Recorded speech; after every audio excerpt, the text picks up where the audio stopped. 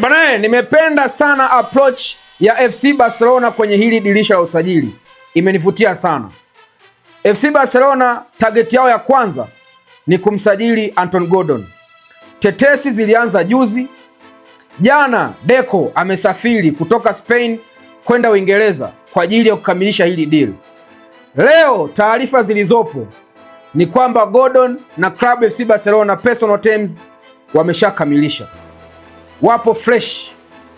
Barcelona na Anton Gordon personal terms wameshafikiana.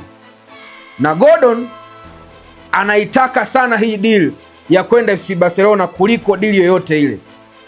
Zipo interest kutoka Bayern Munich, hataki. Ziko interest kutoka klabu zingine kubwa, hahitaji. Yeye kwa sasa mahitaji yake ni kwenda FC Barcelona.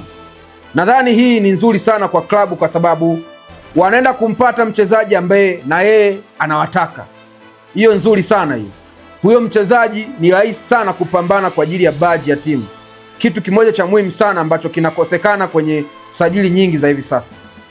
Kwa hiyo Gordon na club FC Barcelona mpaka muda huu hapa personal terms zimeshafikiana, na price ya ambao wanaitaka Newcastle United kwenye hii deal ni kama milioni 60 mpaka 70. Ni pesa ambayo FC Barcelona ni kubwa kwao, lakini I think kwa sababu wanahitaji huduma ya udogo wanatakiwa walipe.